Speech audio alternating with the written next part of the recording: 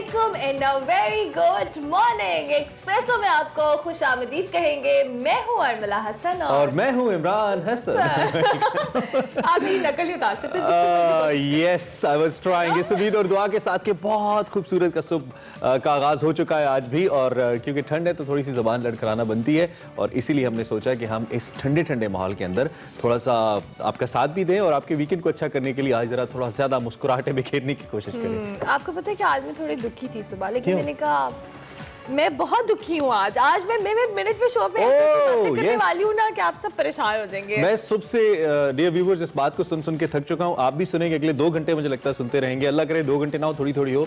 Mohammad Aamir retire हुए हैं तो उनको बहुत बुरा लग रहा है। हाँ, और इसी हवाले से हमारा पोल भी है, और इस पोल के रिजल्ट में आपको पोल के रिजल्ट से पहले बता रही हूँ कि ये 100% दुरुस्त फैसला नहीं है।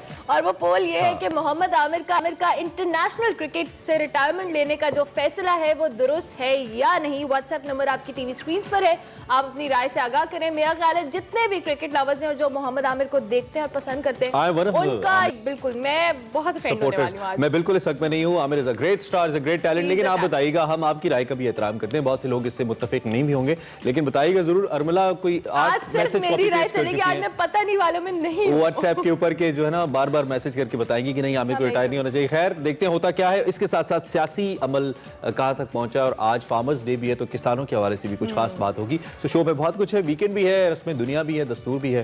हेडलाइंस देख लेते हैं, प्रोग्राम शुरू करते हैं। आपने किस हैसियत में ये जो 1 महीना पहले का ऐलान है इलेक्शन होल्ड करने का सेनेट का, वो आपने किस हैसियत में किया? सेनेट इलेक्शन में शो ऑफ हैंड के खिलाफ नहीं, इमरान खान ने किस हैसियत में इलेक्शन पहले कराने का ऐलान किया? मरियम नवाज। शाही खानदान के आदाब से वाकिफ, जमहूरी रवैयों से आरी राजकुमारी साहबा से हम ये तवक्को नहीं कर सकते कि उन्हें कोई ऐसी जमहूरियत पसंद आए जिसमें वो इक़्तिदार में ना हो। हुकूमत के जवाबी वार लीगी अरकान हमारे साथ राबिते में हैं। ओपोजिशन को सरप्राइज देने का वादा पूरा करेंगे। फिरदौस आशिक़ावान। कोरोना के वार जारी, शहर कायद के कई इलाकों में स्मार्ट लॉकडाउन नाफिज। पलक झपकते स्मार्टफोन से कोरोना टेस्ट का तरीका मुतारिफ कराने वाले डॉक्टर नकीब खालिद होंगे एक्सप्रेसो के मेहमान। आज पाकिस्तान में किसानों का दिन मनाया जा रहा है। किसानों को दरपेश मसाइल और नए तरीका इलाज पर प्रोग्राम में खुसूसी तौर पर बात करेंगे। Welcome back. हेडलाइंस आपने मुलाहिजा की, और आज पता नहीं लाफ्टर वो क्या होते हैं, लाफ्टर ट्रिप्स आते हैं, लाफ्टर ट्रिप्स आ रहे हैं, अजीब से हंसे जा रहे हैं हम। अच्छा, सबसे पहले हम बात करेंगे मुल्क में सियासी तनाव की, जिस पे हंसना तो कमी बनता है, परेशान होना बनता है। लेकिन उससे पहले हाँ, मैं वही कह रहा था कि हमने मौसम की बात करनी है। मौसमी मौसम बात कर लेते हैं, और फिर ओबियसली हुकूमत की और दीगर चीजों की बात कर लेंगे। और सबसे पहले मौसम, लाहौर का मौसम कैसा रहने वाला है जनाब? लाहौर में वैसे तो सर्दी बहुत है, और लाहौर में जो मैक्सिमम टेम्परेचर है वो 16 है, जबकि कम से कम 2 डिग्री रहने वाला है। और इसके साथ साथ लाहौर के एयर क्वालिटी इंडेक्स की बात की जाए तो 440, जो कि मेन पॉल्यूटेंट है, तो आपने मास्क का इस्तेमाल करना है कोविड की वजह से भी और पॉल्यूशन की वजह से भी। इसके साथ साथ जी इस्लामाबाद के मौसम की बात की जाए तो इस्लामाबाद में जो मैक्सिमम टेम्परेचर रहने वाला है वो होगा 17, जबकि कम से कम होगा 3, यानी कि लाहौर में इस्लामाबाद से ज्यादा सर्दी। हाँ, लाहौर में ज्यादा सर्दी है वैसे। हाँ, ये जबरदस्त बात है। अच्छा, अटक का मौसम है, हमारा जिला है अटक, तो मुझे बहुत अच्छा लगता है जब भी अटक की बात होती है। 17 ज्यादा से ज्यादा कम से कम 2 degree centigrade. It's quite cold in अटक एज वेल। विद दैट हम अगर आगे बढ़े तो क्वेटा वैली का मौसम भी आपको बता देते हैं। नॉर्मली माइनस में चल रहा है आजकल, लेकिन आज कम से कम 1 और ज्यादा से ज्यादा 15 डिग्री सेंटीग्रेड है। और आप देख सकते हैं कि कुछ स्नोफॉल्स के भी सीन है, साथ जो कुछ पहाड़ है वहां पे बर्फबारी भी है, और उसके साथ साथ जो मौसम है वो काफी सर्द है क्वेटा के अंदर भी। सो आज का दिन इन शहरों के रहने वाले कम से कम इस मौसम के मुताबिक जरूर प्लान कर सकते हैं। और अब हम नहीं रुकेंगे, बात करेंगे आज की बड़ी खबर की। बिल्कुल।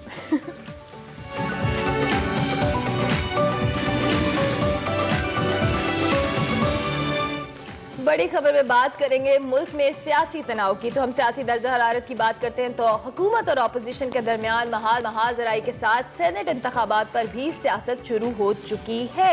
एक दूसरे पर लफ्जी हमलों का सिलसिला भी जारी है, साथ साथ दोनों जानिब से बारी बारी अपने पत्ते शो किए जा रहे हैं। पीडीएम हुकूमत को घर भेजने के लिए मुसलसल प्रेशर बढ़ा रही है, जबकि हुकूमत से 31 जनवरी तक इस्तीफे भी मांगे जा रहे हैं। और फरवरी में यह भी ऐलान किया गया पीडीएम की जानिब से कि इस्लामाबाद की तरफ लॉन्ग मार्च होगा। उधर हुकूमत भी ऑपोजिशन के सामने डट कर खड़ी हो गई है और वजीर आजम ने तहरीक के तोड़ने के लिए सेनेट इलेक्शन वक्त से पहले कराने का ऐलान कर दिया है, जिसकी पीडीएम भरपूर मुखालफत करी है और मजामत करने का भी फैसला सामने आया है। नून लीग की वाइस प्रेसिडेंट मरियम नवाज ने सेनेट इलेक्शन से मुतालिक वजीर आजम के ऐलान की मुखालफत करते हुए दावा किया कि इमरान खान सेनेट इलेक्शन पहले या बाद में कराएं, हुकूमत को नहीं बचा सकते। एक सवाल के जवाब में मरियम नवाज का कहना था कि पीडीएम के इस्तीफों के बाद अगर हुकूमत ने जिमनी इलेक्शन कराए तो हम चूड़ियां पहनकर घर नहीं बैठेंगे, भरपूर मुकाबला करेंगे। इसी सारी सूरत हाल पर सदाकत अली खान अब्बासी हमें ज्वाइन करें, पाकिस्तान तहरीक इंसाफ के सीनियर रहनुमा हैं और मेंबर नेशनल असेंबली भी हैं। उनसे जरा पूछते हैं कि वो इस सारी सूरत हाल पर अब गवर्नमेंट की जो स्ट्रैटेजी है उसको लेकर कितने पुरुमीद हैं और उसके साथ साथ कितने खौफजदा हैं अगर उनको लगता है कि if the situation is challenging. Abbasi साहब से जरा पूछते हैं। भाई साहब, थैंक यू वेरी मच और सुबह खैर, बहुत शुक्रिया आपने हमें ज्वाइन किया। क्या इस वक्त कहीं ना कहीं आपकी गवर्नमेंट के अंदर कोई पैनिक सिचुएशन मौजूद है जो इतनी एक जिसे कहना चाहिए पूरा मेन्यू आपके सामने रख दिया गया है कि हम इस्तीफे भी दे सकते हैं, लॉन्ग मार्च भी कर सकते हैं और चूड़ियां पहन के घर नहीं बैठेंगे अगर ज़िमनी इंतखाब हुए? क्या कहेंगे इस सारी सूरत हाल पे अब्बासी साहब?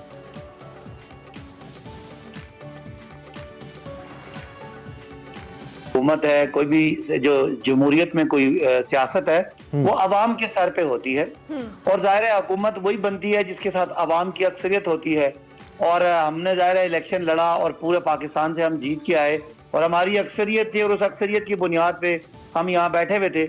हमारी ऑपोजिशन का ख्याल था कि वो अक्सरियत हमारे साथ नहीं है, उनके साथ है और लोग शायद हमसे नाराज हैं और उनके साथ हैं। तो ये करने के लिए उन्होंने एक कोई हमें दबाव डालने की कोशिश की कि नहीं, हम 5 साल के लिए नहीं, आपको 2.5 साल के बाद हम आपको फारिग करना चाहते हैं। उस हवाले से उन्होंने कोई तहरीक बनाई और तहरीक का उन्होंने कहा जी कि क्लाइमैक्स होगा लाहौर में और आर और पार होगा, वहाँ 1.5 करोड़ आबादी का शहर है, वहाँ वो 8-10 लाख बंदा इकट्ठा करके हमारे खिलाफ कोई मुजाहरा करेंगे तो हम उस आवाम का थोड़ा बहुत दबाव लेते। वो तो 8-10 हजार तक की बात ना हो सकी और 11 पार्टियां मिलके तो 11,000 बंदा भी ना निकाल सके। तो इसका सिंपल मतलब है कि कोई उनकी बात में ना जान है, ना उनको आवाम सीरियस ले रही है, ना उनके पीछे कोई लोग हैं और ना ही आवाम जो है उनके बयानिए के साथ है, आवाम गवर्नमेंट के साथ है। जैसे आप लोग कह रहे हैं कि आप लोगों के लिए कोई इतनी टेंशन वाली बात नहीं है, जिस तरह से उन्होंने एक्सपेक्ट किया था आप लोगों ने कि पावर शो होगा लाहौर में, वो नहीं हुआ। अब सारी गवर्नमेंट यही कह रही है कि जी ये फ्लॉप शो था।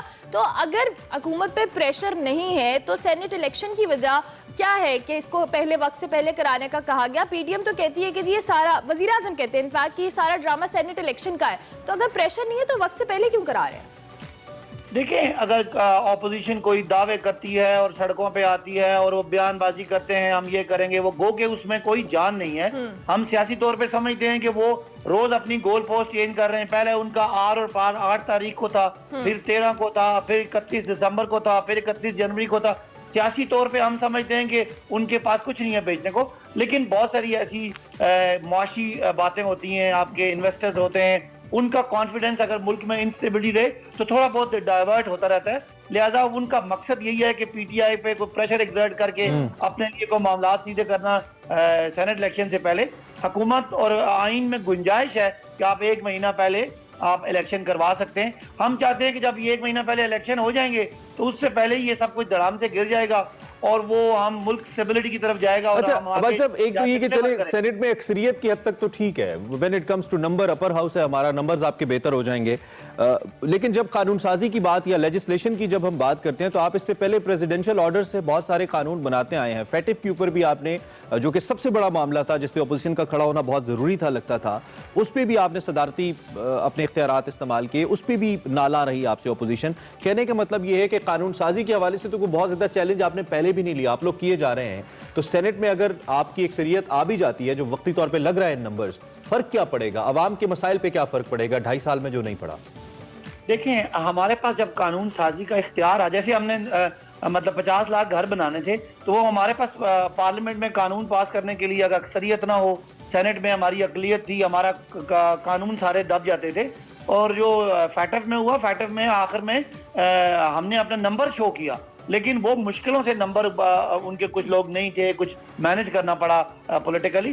तो अब तो अगर हमारी अक्सरियत हो जाएगी तो इमरान खान गवर्नमेंट को किसी किस्म की कानून साजी में ये जो पॉलिटिकल मैनेजमेंट की बात आपने की है ना, कल मरियम नवाज साहिबा ने भी यही कहा कि जब चेयरमैन सेनेट की बात आई थी उस वक्त आपको शो ऑफ हैंड्स क्यों नहीं याद आया, अब क्यों याद आ रहा है? देखें, ये कानून का, आइन का, इलेक्शन का तरीका उनके दौर का था। हम तब्दील करना चाहते हैं, धांधली पे वो शोर कर रहे हैं, हम चाहते हैं धांधली से पाक इलेक्शन हो। तो ये तो उनका इखलाकी जवाब ही नहीं है ये कहना कि हाथ ना खड़ा करें ताकि कोई बंदा धोखाधड़ी करे अपनी पार्टी के साथ। तो ये तो वो उनका अपना ही मजाक उड़ रहा है कि जी आप क्यों शो ऑफ हैंड करवा रहे हैं, पिछले नहीं हुआ था, माजी में कोई गलती हुई है तो आज गलती फिर करें। और सबसे ज्यादा जो शोर शराबा कर रही है वो अपोजिशन ही करती है, शोर शराबा कि जी उनके साथ धांधली होगी, इलेक्शन में भी धांधली होगी। तो अब हम धांधली को खत्म करने के लिए अगर कर रहे हैं, इसका भी वो इनकार करेंगे तो लोगों को यही मैसेज जाएगा कि उनके जहन में सिर्फ इमरान खान गवर्नमेंट की मुखालफत है, उसका कोई जवाब नहीं है। ठीक है, आपके मुताबिक इसका कोई जवाब नहीं है। फिर दोस्त आशिक अवान साहिबा कहती हैं, उन्होंने दावा किया है कि नून लीग के बयानिए से तंग बहुत सारे नून लीगी अरकान जो है वो तहरीक इंसाफ से राब्ते में है। इस हवाले से कितनी सदाकत है? इस हवाले से अब्बास साहब सरप्राइज है कोई हमारे लिए? देखें, जब जिस तरह का नून लीग को वोट पड़ा था और अच्छा वोट पड़ा था 2018 के इलेक्शन में, लेकिन उसके बाद जो नवाज शरीफ साहब ने बयानिया लिया, उनका वोट मेनली पंजाब में है, जो बयानिया लिया इदारों के खिलाफ, उन्होंने बहुत आर्जा सराई की, हमारे खासकर हमारी फोर्सेस के खिलाफ, एस्टेब्लिशमेंट के खिलाफ, जिस तरह नाम ले लेके वो बातें करते रहे और एक मुल्क दुश्मन बयानिए पे वो रहे, तो जाहिर है लोगों को बड़ा दुख है। और बहुत सारे लोग समझते हैं कि इस तरह के बयानिए के साथ वो अवाम में नहीं जा सकते, इसलिए वो जाहिर है उनकी सियासत तो है, वो नवाज शरीफ साहब को छोड़ना चाहते हैं। हाँ, अब हमारी हुकूमत या हमारी पार्टी कब फैसला करती है कि हमने उनको साथ लेना है कि नहीं लेना, लेकिन वो अपनी पार्टी छोड़ना चाहते हैं। और ये नवाज शरीफ साहब के खिलाफ उनका अदम एतमाद है। पीडीएम की स्ट्रैटेजी हम देखते रहे विद द टाइम एहतजाजी तो रही है क्योंकि वो अपोजिशन है, लेकिन उसके साथ साथ कुछ उतार चढ़ाव आता रहा है उनकी स्ट्रैटेजी को लेकर। आपकी अभी पीडीएम की रिसेंटली, मैं बल्कि एक मूव का भी जिक्र कर देता हूं, शहबाज शरीफ और बिलावल साहब की जो मुलाकात हुई है, क्योंकि उमूमी तौर पर कंसिडर किया जाता है कि शहबाज शरीफ और जो मरियम नवाज साहिबा हैं, दो मुख्तलिफ ख्यालात के हामिल एक पार्टी के अंदर रहनुमा हैं, ये कहा जाता है, आप लोगों की जानिब से भी ये कहा जाता है। लेकिन हुकूमत की जानिब से जो पॉलिसी है, एनआरओ नहीं देंगे नहीं देंगे नहीं देंगे, यही है आने वाले वक्त के अंदर, अगले 1.5-2 महीने के अंदर मुल्क का सियासी इमेज बेहतर करने के लिए, और जैसा कि आपने फॉरेन डायरेक्ट इन्वेस्टर्स की बात की, उनको एक बेहतर माहौल फराहम करने के लिए कोई बातचीत की फिजा बनती देखें हम, आपकी स्ट्रेटजी में कोई तब्दीली देखें? देखें, उनकी स्ट्रेटजी बदल रही है क्योंकि वो जो स्टेप्स ले रहे हैं वो नाकाम हो रहे हैं। हमारी स्ट्रेटजी बड़ी कंसिस्टेंट है। हमने इलेक्शन लड़ने से नेक्स्ट डे इमरान खान साहब ने कहा था कि नवाज शरीफ वफादारी और सारे इकट्ठे हो जाएंगे क्योंकि इनके मकासद इकट्ठे हैं, क्योंकि इनके केसेस हैं और ये उनके लिए इकट्ठे होकर दबाव डालेंगे। हमारी स्ट्रेटजी सेम है। हम बिल्कुल हर तरह के मुज़ाकरात करने के लिए तैयार हैं, लेकिन किसी भी अपोजिशन के किसी भी बंदे को एनआरओ देना नहीं चाहते, उनके केसेस माफ नहीं करना चाहते, एहतसाब के अमल पे हम कोई कॉम्प्रोमाइज नहीं करना चाहते। उस हवाले से हम कंसिस्टेंट हैं और वो इनकंसिस्टेंट है। और हम ये समझते हैं कि पीपल्स पार्टी के फैसले बिलावल साहब ने नहीं कर रहे हैं, जरदारी साहब ने करने हैं, और नून लीग के सदर शहबाज शरीफ हैं, और दोनों बिल्कुल इस्तीफे देने के लिए तैयार नहीं है। उनको ये पता है कि जो रही सही पॉलिटिकल पावर है, ये दोनों बच्चे उसको भी बर्बाद करना चाहते हैं। अच्छा, इमरान खान साहब ने कल इमरान खान साहब ने कहा था कि मैं ऑपोजिशन से बड़ा जलसा कर सकता हूं, तो अगर कोविड सिचुएशन ओवर होती है, शुड वी एक्सपेक्ट कि इमरान खान साहब भी एक जलसा करें ऑपोजिशन को दिखाने के लिए? हमें याद है आपकी हुकूमत ने पहले प्लान किया था ऑपोजिशन के जलसों के जवाब में कि हम भी करेंगे, तो लोगों ने इस पर तनकीद भी की थी कि आप तो हुकूमत है। तो क्या अब हम उम्मीद रखें कि कोई जलसा हमें नजर आएगा हुकूमत की तरफ से आफ्टर कोविड सिचुएशन?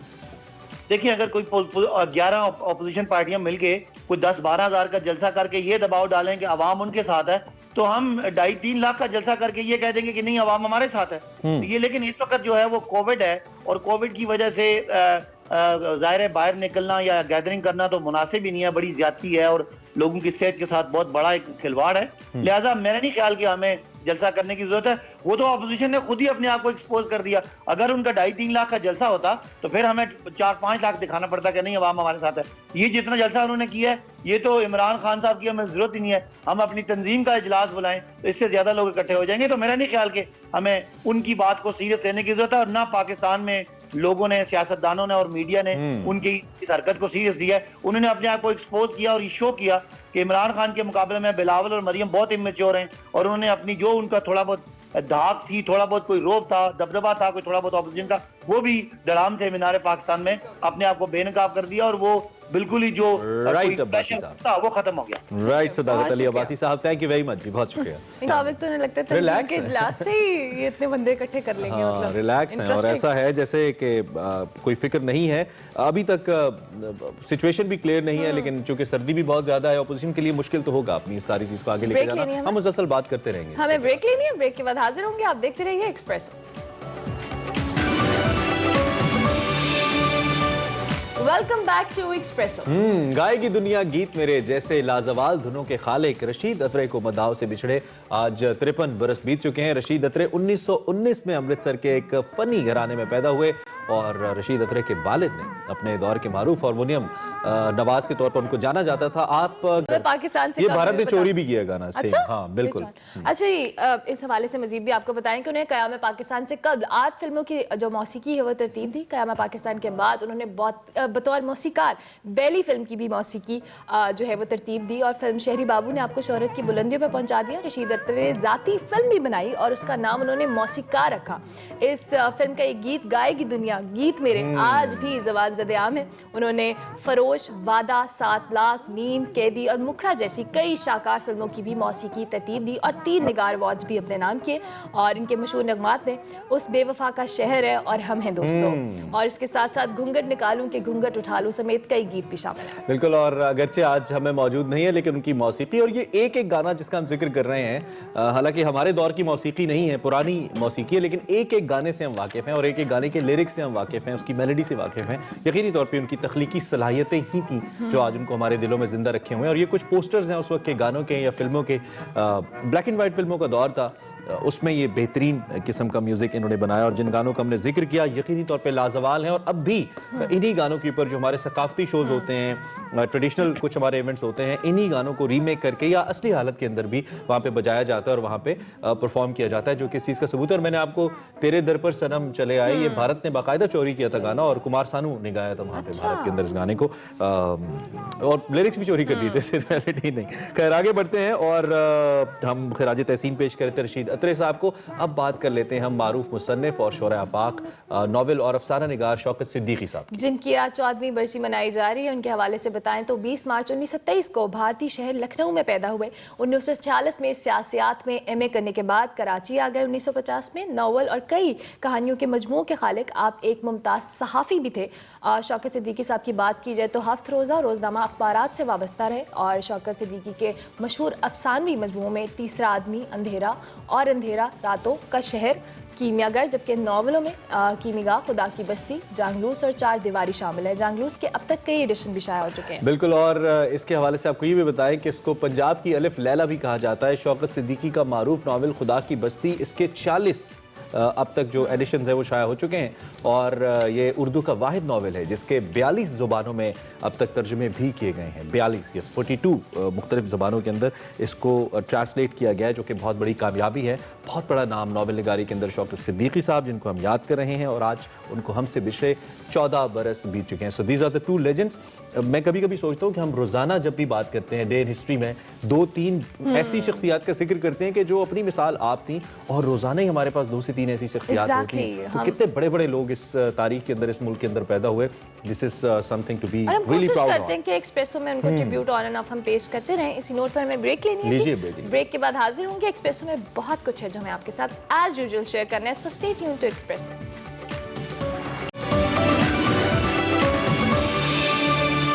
एक्सप्रेसो में आपको एक बार फिर से खुशामदीद। अब बात करें एक दफ़ा फिर कुछ कोरोना के हवाले से, जहां पूरी दुनिया इससे मुतासिर हुई है, मईशत तबाही के धाने पे पहुंची है। पूरी दुनिया में तशखीस का एक ही ज़रिया और वो टेस्टिंग है, लेकिन दूसरी जानिब कुछ अहम ऐसे पाकिस्तानीज़ हैं जो बड़ी ज़बरदस्त खिदमात भी अंजाम दे रहे हैं। इसी हवाले से हमने सोचा डिस्कस करें हमारे आज के सेगमेंट साइंस एंड टेक के अंदर। जिक्र है कोरोना वायरस का और हमने एक ऐसे पाकिस्तानी का जिक्र कल आपके सामने किया था जिन्होंने एक ऐसा प्लेटफॉर्म डेवलप किया है जिसके जरिए न सिर्फ कोरोना की पलक झपकते में तशखीस हो सकती है बल्कि बहुत ज़्यादा मुआविनत भी मिल सकती है कोरोना वायरस को लेकर। बिल्कुल, और जहां दुनिया भर से हमें अच्छी खबरें मिल रही हैं कि वैक्सीन तैयार हो रही है और अमेरिका, बरतानिया और चाइना में इस हवाले से आवाम को बाकायदा तौर पर वैक्सीन भी लगाई जा रही है। लेकिन डायग्नोस करने का जो प्रोसीजर है उस हवाले से एक एप्लीकेशन जो हमें कल तक रिपोर्ट था, लेकिन अभी हमारी डॉक्टर साहब से बात हुई तो बेसिकली बेसिकली एक डायग्नोस्टिक प्लेटफॉर्म है जो आपको जो टेस्टिंग के हवाले से एक फैसिलिटी जो है वो प्रोवाइड करता है। और ये कनाडा में मुकीम है पाकिस्तानी डॉक्टर नकीब खालिद साहब, जिन्होंने कोरोना की फौरी, सस्ती और कम कीमत पर जो टेस्टिंग है उसका जो तशखीस का तरीका है बताया।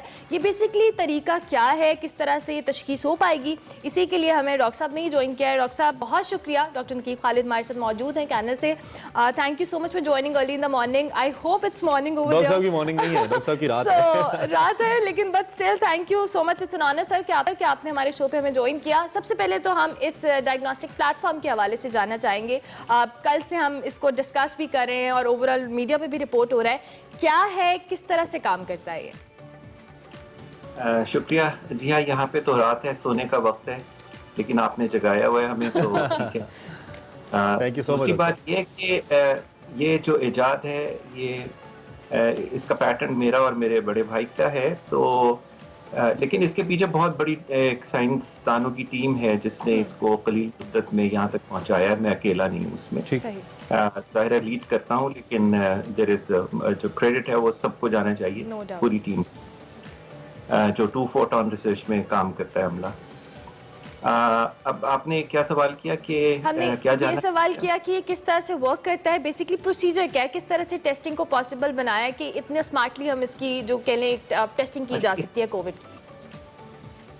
इसके 2 पहलू हैं, एक तो ये कि आम आदमी का इंटरेक्शन क्या है और ये कैसे टेस्ट होगा, दूसरा ये होता कैसे है, जो एक टेक्निकी चीज़ है, साइंटिफिक चीज़ है। तो आप चाहेंगे तो मैं दोनों को कर दूंगा, लेकिन मेरा ख्याल आम आदमी के लिए ये जानना ज़्यादा इम्पोर्टेंट है कि ये टेस्ट होता कैसे प्रैक्टिकली। जी, Am I right? बिल्कुल बिल्कुल ऐसे ही सर। मैंने एक वीडियो शेयर की थी, एनिमेशन हमने बनाई हुई है जिसमें जो कि हर बड़ी कंपनी बनाती है, जो कि बताती है ये टेस्ट कैसे होता है। हो सकता है आपके प्रोड्यूसर के पास हो, चल रही है सर। मैंने भी इसमें यह है कि एक वॉयल होगी हर टेस्ट के लिए। जैसे आपने कोरोना का करना है तो कोविड टेस्ट का वॉयल है, ठीक है। आपने डेंगू का करना है, फ्यूचर में जो बन रहे हैं वो डेंगू का वॉयल ले लेंगे, आप खरीद लेंगे। आपने हेपेटाइटिस करना है उसका कर लेंगे। जो भी टेस्ट होगा, जो आहिस्ता आहिस्ता आप इस पर डेवलप होंगे, क्योंकि जैसे मैंने कहा कि it's not a app, it is a full fledged diagnostic platform with a new generation of platform, जो कि अभी दुनिया में शायद किसी लैब यूनिवर्सिटीज़ में इस पे काम भी नहीं हो रहा। ये आइडिया ही हमारा है। इसमें केमिकल मिलेगा वॉयल में, और आप एक स्वैब लेंगे जिससे सैंपल ड्रॉ करेंगे। कोविड की सूरत में आप सैंपल मुंह में जिस तरह थर्मामीटर रखते हैं उस तरह ये स्वैब रखेंगे। ये खास स्वैब है तो क्यूटिप की तरह का, लेकिन इसमें माइक्रोफाइबर्स फ्लॉक्ड है, जो कि कैपिलरी एक्शन की बदौलत, ये उसकी खासियत है स्वैब की, कि वो जो चीज़ हमें चाहिए वो सक कर लेता है सैंपल को, और जो चीज़ नहीं चाहिए जैसे बड़े ज़र्रात खाने के हो गए या कुछ है वो नहीं करेगा।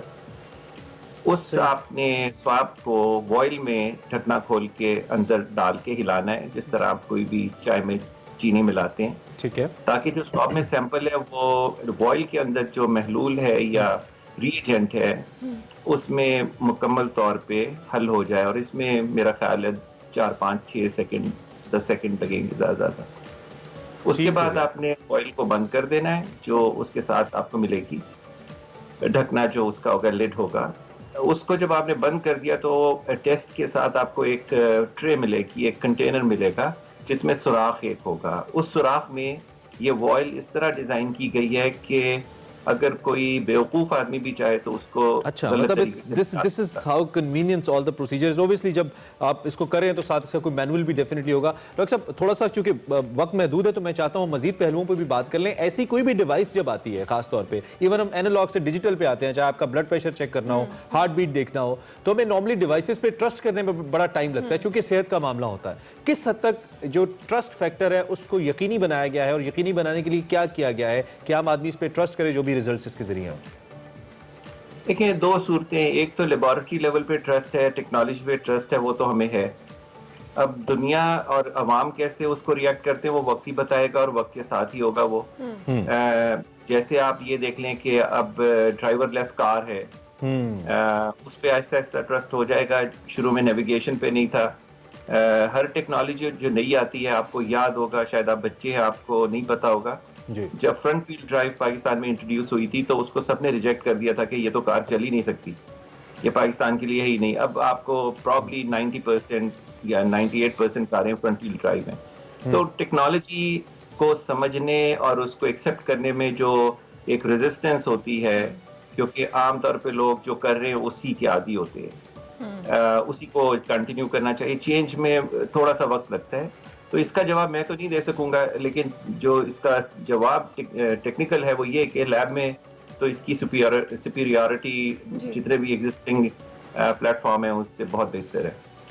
ठीक हो गया। अच्छा डॉक्टर साहब, आम पब्लिक के लिए किस तरह से इससे फ़ायदा होगा? जैसे आपने एक्सप्लेन तो कर दिया, लेकिन उसकी जो रीच है आम पब्लिक तक कैसे होगी और किस तरह से इसकी वर्किंग प्रॉपर्ली शुरू हो जाएगी? And is it going to be expensive ज़्यादा? इसमें कोई सब्सक्रिप्शन वगैरह के लिए पैसे ज़्यादा देने पड़ेंगे? किस तरीके से होगा? मैंने एक्सप्लेन तो किया, लेकिन आपने पूरा होने नहीं दिया, क्योंकि लोगों को आधी बात समझ आएगी। आप वो पहले जी पूरा जी होने सर, में आप कंटिन्यू कर दीजिएगा। बिल्कुल। तो वो वॉइल जो आप उस बॉक्स में लगाएंगे, तो उसके बाद आप अपना स्मार्टफोन जो है उसमें हमारा ऐप डाउनलोड करके उसको ऑन करेंगे, तो वो स्मार्टफोन जो है वो टेस्ट को टेक ओवर कर लेगा। उसमें फिर आपका जो मरीज है उसने कुछ नहीं करना, उसने सिर्फ स्मार्टफोन का ऐप ऑन करना है। बाकी हर चीज कैलिब्रेशन से लेके रिजल्ट देने तक, जो कि विद इन सेकेंड्स हो जाता है, वो आपको डिस्प्ले हो जाएगा वहीं पे, सेल फोन पे, अपने घर में या जहाँ पे भी, एयरपोर्ट पे या जहाँ पे भी है। और ये टेस्ट जो है आपकी गवर्नमेंट की रजिस्ट्री में, या जो कोरोना वायरस को, पेंडेमिक को मेंटेन कर रहे हैं, कंटेन कर रहे हैं या मैनेज कर रहे हैं, उन तक फौरी तौर पे पहुंचे। तो ये रियल टाइम में आपकी कांटेक्ट ट्रेसिंग हो सकेगी जीपीएस की वजह। तो इसके बहुत से फायदे हैं, जो मेरा ख्याल है मीडिया को उस तरफ भी तवज्जो नहीं देनी चाहिए, ना कि सिर्फ वो जो हाइप क्रिएट होगी उस पे हो, ताकि पब्लिक को समझ आए और उसको प्रॉपर। ओके डॉक्टर साहब, अगर आपने प्रोसीजर एक्सप्लेन कर दिया है तो then in terms of cost भी हमें बता दीजिएगा, वो भी हम जानना चाहेंगे। कॉस्ट सिर्फ अभी, क्योंकि वो एक कमर्शियल एंगल है, वो मैं उस पर अभी नहीं बात करना चाहूंगा, लेकिन ये जो पीसीआर है उसकी निस्बत ये उसका फ्रैक्शन होगा, उसका काफी सस्ता है उससे। इसीलिए हम ये कह रहे हैं कि आप दिन में कई बार भी करना चाहेंगे तो करेंगे। मेरी इत्तला के मुताबिक पाकिस्तान में पीसीआर 6 से 8 हज़ार में हो रहा है, वो तो आप एक आदमी महीने में भी एक बार करवाए तो मुश्किल पड़ेगी। ठीक है, तो आप कह रहे हैं this is yet to reveal. ठीक, सॉरी, आप कह रहे हैं this is yet to reveal, जो कमर्शियल एंगल है इसका बताना है अभी सामने। वो तो मार्केटिंग साइड है ना, हम तो टेक्नोलॉजी के हैं। अब वो मार्केटिंग किस तरह। डॉक्टर साहब, कोई इंटरनेशनल सर्टिफिकेशन भी आपकी इस ऐप को हासिल है? आपके सारे डायग्नोस्टिक प्लेटफॉर्म को कोई इंटरनेशनल सर्टिफिकेशन भी है? किसी इंटरनेशनल प्लेटफॉर्म से इसको सपोर्ट हासिल है जिसके जरिए फिर आप दुनिया में इसको लेकर जाना चाह रहे हो? देखिए, हमें इसका पैटेंट जो है यूएस पैटेंट रिकॉर्ड टाइम में मिल गया है, with less than 60 days, right. हमने इमरजेंसी यूज के अंडर हेल्थ कनाडा और एफडीए से शुरू कर दिया है काम। हमें उम्मीद है कि वो बहुत जल्दी कर देंगे इसको, लेकिन क्योंकि बिल्कुल नई टेक्नोलॉजी है तो उनको भी समझने में वक्त लग रहा है, क्योंकि वो भी सेफ प्ले करते हैं, वो एकदम से कोई चीज नहीं कर देंगे, खासतौर पे नई टेक्नोलॉजी को। और अब आ गई है न्यू ईयर हॉलीडेज आ गई हैं, अनफॉर्चुनेटली या फॉर्चुनेटली, तो चीजें कम हो जाएंगी, स्लो डाउन हो जाएंगी। तो हम समझते हैं कि during first quarter of 2021 it should be available to the public. ठीक हो गया, जबरदस्त, थैंक यू वेरी मच। बहुत शुक्रिया कि आपने वहाँ पे तो रात है लेकिन हमें अर्ली मॉर्निंग ज्वाइन किया, और हम उम्मीद करते हैं कि जो आपने जिस तरह से आप बता रहे हैं कि डायग्नोस्टिक प्लेटफॉर्म है यहाँ पब्लिक तक जल्दी अवेलेबल हो और इजी हो जाए, कन्वीनियंट हो जाए। इसी नोट पर हमें एक ब्रेक लेनी है, ब्रेक के बाद हाजिर होंगे, आप देखते रहिए। कुछ कह रहे थे आप मुझे? मैं कह रहा था मोबाइल छोड़ने, शो दोबारा वापस आ चुके हैं ब्रेक के। वेलकम बैक टू पाकिस्तान, मेरा पाकिस्तान की जाने में हमें जाना है। Welcome back to Expresso. और आज हम जा रहे हैं अयूबिया। अयूबिया की इस वक्त इंपॉर्टेंस इसलिए भी कि वहाँ पे स्नोफॉल भी है और हिना नियाजी वहाँ पे गई हमें अयूबिया टनल दिखाने। I am very excited to watch, आप भी देखिए।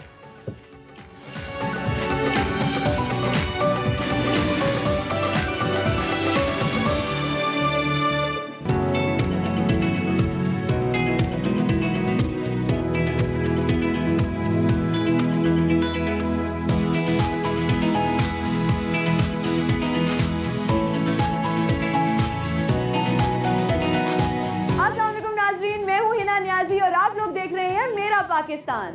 नाज़रीन, आज मैं अयूबिया नेशनल पार्क की उस टनल के बाहर मौजूद हूँ जो टॉक ऑफ द टाउन। लोग इसके बारे में इतनी बात क्यों कर रहे हैं, सोशल मीडिया पे क्यों इसके बारे में इतना चर्चा हो रहा है, मैं आपको बताऊंगी।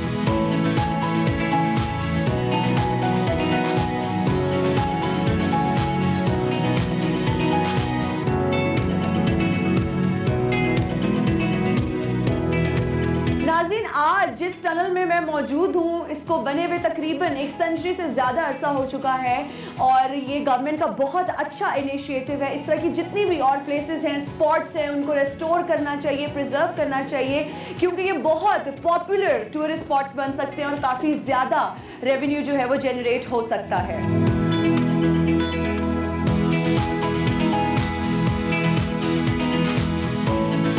ये टनल इतनी खूबसूरत है, इसकी जो स्ट्रक्चर्स है, जो रॉक नुमा यहाँ पर स्टोन्स हैं, ये ब्रिक्स हैं, ये वार्म लाइट्स हैं, बहुत एक अच्छा फील आ रहा है। शायद यही वजह है कि यहाँ सयाहों का तांता बंधा रहता है और जिंदगी में एक दफा तो इस टनल में जरूर आना चाहिए।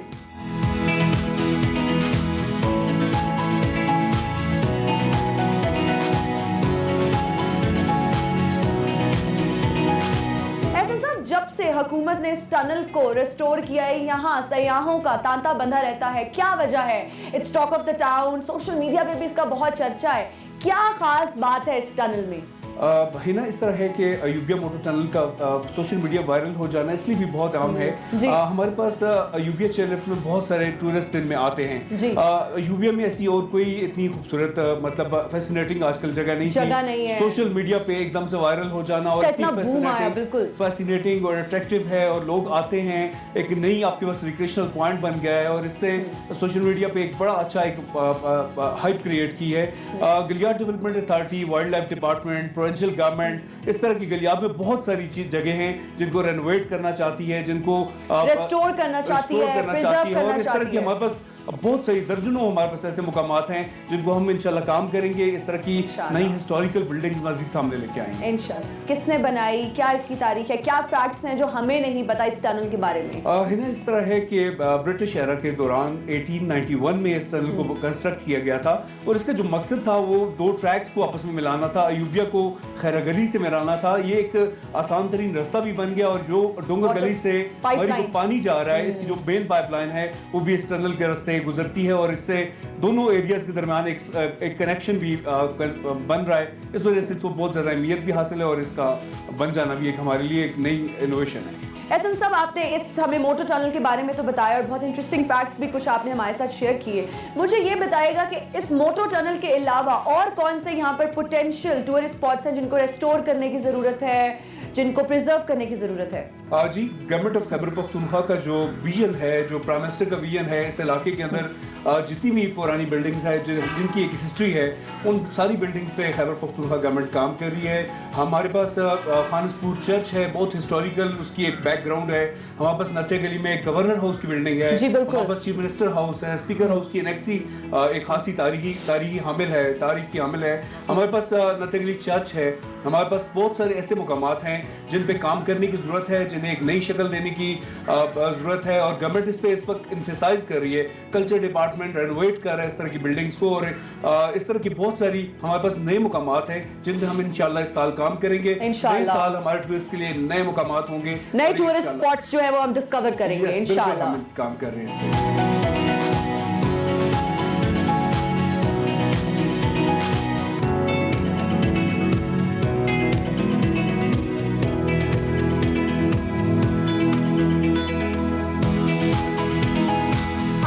यहाँ पे मोटर टनल देखने आए हुए हैं, मुझे ये बताएं कि आपको कैसा लग रहा है? मुझे बहुत अच्छा लग रहा है और ऐसा लग रहा है कि मैं अंग्रेज के पाकिस्तान में आ गया हूँ। मुझे ये बताएं कि ये गवर्नमेंट का जो इनिशिएटिव है, जो हिस्टोरिकल प्लेसेस को रेस्टोर करें, प्रिजर्व करें, कितना इम्पोर्टेंट है? I believe this is very timely initiative क्योंकि आजकल के हालात में specially keeping in view corona aspect, जब फॉरेन विजिटर्स नहीं आ रहे हैं तो हमें लोकल विजिटर्स को अट्रैक्ट करने के लिए इस किस्म के इनिशिएटिव्स लेने चाहिए। Hello, what's your name? Hammad. How do you feel? Great. मुझे ये बताओ कि यहाँ आप कब कब आओगे? मार्च में। मार्च में फिर से आना है? मैंने अपनी बर्थडे सेलिब्रेट करनी है यहाँ। अच्छा, बर्थडे इस टनल में सेलिब्रेट करनी है? जी। अच्छा, मतलब वो केव वाला एक व्यू आए, थोड़ा रॉकी सा लगे, है ना? जी। केव में जाके कैसा फील हुआ? अच्छा। Very good, thank you so much. Government को इस तरह की और भी चीज़ें डिस्कवर करनी चाहिए। मतलब काफ़ी ऐसी मकामात हैं जो कि मतलब सिर्फ कचरे की वजह से मतलब कि गायब हो चुकी हैं, ठीक है, गवर्नमेंट को चाहिए कि वो इन पर ध्यान दे और इस तरह की और भी चीज़ें डिस्कवर करें।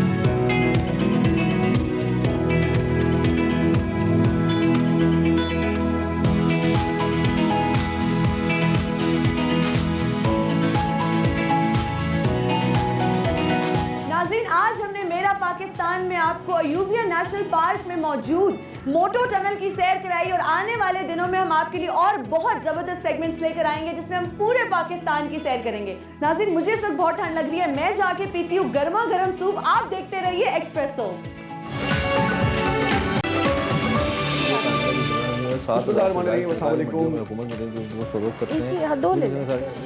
में पाकिस्तान समेत किसानों का आलमी दिन मनाया जा रहा है, फार्मर्स डे जो है वो मनाया जा रहा है। उसी निस्बत से आज हमने एहतमाम किया अपने स्टूडियोज़ में कि इस शोबे से जुड़े हुए कुछ लोग जो हैं उनके कुछ गिले भी हैं और कुछ ऐसे हैं जिनके पास जिम्मेदारियां हैं, उनको हमने मदऊ किया है। हमारे साथ मौजूद हैं सैयद हुसैन जहानिया गदई साहब, किसी तारुफ के मोहताज नहीं, आप सूबाई वज़ीर हैं बराए ज़राअत पंजाब के। सब वेलकम टू द शो। और खालिद महमूद खोकर साहब जो हैं ये सदर पाकिस्तान किसान इत्तेहाद हैं और पिछले 5 साल से हम इन्हें सड़कों पर देख रहे हैं और गिला करते देख रहे हैं अपने अवाम से, अपने लोगों से, अपने मीडिया से भी। तो इससे भी जानने की कोशिश करेंगे कि आज के दिन बहरहाल ये क्या कहेंगे और इनके गिले शिकवे क्या हैं और इनकी जो इनके मुतालबात हैं वो क्या हैं गवर्नमेंट से, सरकार से। और सपना ओबरॉय हमारे साथ मौजूद हैं, आप डायरेक्टर हैं फार्मर्स एसोसिएशन ऑफ पाकिस्तान की, फैब की आप डायरेक्टर हैं। मैं गदई साहब आपसे शुरू करूँगा कि आज का दिन जो है ख़ास आपकी वजारत का दिन एक तरीके से हो गया है, तो इस सिलसिले में क्या इस वक्त हम देखते हैं? पर एकड़ यील्ड के सिलसिले में हमने क्या किया है, पानी के हवाले से किसानों को पहुंचाने, टेल तक पानी जो है वो पहुंचे, बहुत सारे सवाल मैं आपसे एक ही बार कर लेता हूं। फिर बिजली, आप देखिए कि ज़रा सा बिजली में सपोर्ट दी है, ज़रा सा सपोर्ट दी है गवर्नमेंट ने, तो टेक्सटाइल सेक्टर कहाँ से कहाँ चला गया है, किसानों को क्या दे रहे हैं? आपका शुक्रिया कि आज आपने मदऊ किया और ख़ास तौर पे आज के दिन के हवाले से मैं कहूँगा कि आप ये बहुत अच्छा मौका है कि आज मुझे आपने बात करने की अपॉर्चुनिटी प्रोवाइड की। पहली बात तो मैं ये कहूँगा कि माजी में किसान हमेशा नज़रअंदाज होता रहा है और वो चूँकि वोकल नहीं है, अर्बन पॉपुलेशन वोकल होती है और हमेशा हर एक के फोकस में होती है। तो आपका क्या ख्याल है कि जैसे इंडिया में वोकल हुए हैं, मैं उसी पे आ रहा था और फिर एहतजाज करें, उसके बाद फिर मैं उसी पे आ रहा था कि अब देखें ना कि चूँकि अर्बन पॉपुलेशन वोकल होती है, आप जो हमारा स्मॉल ट्रेडर है उससे गवर्नमेंट डरती है शटर डाउन ना कर दे, तो किसान बेचारा जो है वो ऑलरेडी हैंड टू माउथ होता है, उसके पास ये गुंजाइश नहीं होती कि मैं आज के साल गंदम ना उगाऊं और मैं चुप करके घर आराम करूं, क्योंकि उसने उसी से ही फिर अपनी रोज़ी चलानी होती है। फसल आती है तो ये मुकदमे भी आते हैं और सब कुछ आता है, फसल आती है तो वो कर्जे भी वो उसी से पूरा करता है ना। आपने मुकदमों की बात की, कर्जों की बात की। मजाक जो सरगोदा कौन तो हम इंतजार करते रहते थे कि फसल आएगी तो उसके बाद जड़े मामलात ने वो देखा गया। आप चूंकि मिनिस्टर हैं, सीनियर भी हैं, इसलिए मैंने आपसे शुरू किया। अगर हम इनसे पूछे फिर मैं आपकी तरफ आऊँगा कि इनके जो मुतालबात हैं, उनकी जो शिकायत हैं, उसके जवाब क्या हैं पर जनाब? आज के दिन के लिए मैं ये कहूँगा कि शुक्र है पाकिस्तान में भी ये दूसरा साल है किसान डे हम मना रहे हैं जी, पहले कभी नहीं होता था। किसान मुहिब वतन है जी, क्योंकि वो अपनी ज़मीन का टुकड़ा उठा के किसी दूसरे मुल्क में मुंतकिल नहीं कर सकता। उसका जीना मरना पाकिस्तान में, उसके बच्चे इधर हैं, उसकी तालीम इधर है, उसकी सेहत इधर है, उसका ईमान तक इधर है। लेकिन काश्तकार के साथ जो ज़्यादती हो रही है उसको दुनिया के साथ लेवल प्लेइंग फील्ड नहीं मिल रहा, उसकी कॉस्ट ऑफ प्रोडक्शन। दुरुस्त बात, यही मैंने आपसे शुरू में कहा जी, कोई सब्सिडी किसी किस्म की हमें नहीं, कोई सब्सिडी अनाउंस होती है, बिजली वगैरह में नजर नहीं, सब्सिडी अनाउंस होती है जी। मैं आपको अर्ज करूं, कोविड-19 में प्राइम मिनिस्टर साहब ने सब्सिडी अनाउंस की जी, और वो तमाम सेक्टर्स के लिए थी, जिसमें इसके लिए एग्रीकल्चर के लिए भी थी, बाकी तमाम सेक्टर्स को मिल गई सिवाय एग्रीकल्चर के। ये अप्रैल में अनाउंस हुई थी, हमारी कुछ फसलें आई चली गई लेकिन हमें वो सब्सिडी ना मिली। आज के दिन पे मैं हुकूमत से एक ही मुतालबा करता हूँ, मैं लंबे ज़्यादा मुतालबे नहीं करता हुकूमत से, हमें कोई सब्सिडी ना दें, कुछ ना करें, हमें पाकिस्तानी और इंसान तस्लीम कर लें। हमारा जो सबसे बड़ा मुतालबा है, जो हमें आज तक समझते हैं कि हमारा वो मुतालबा पूरा नहीं हो सका। आपसे बड़ा सन ऑफ सॉइल कौन है?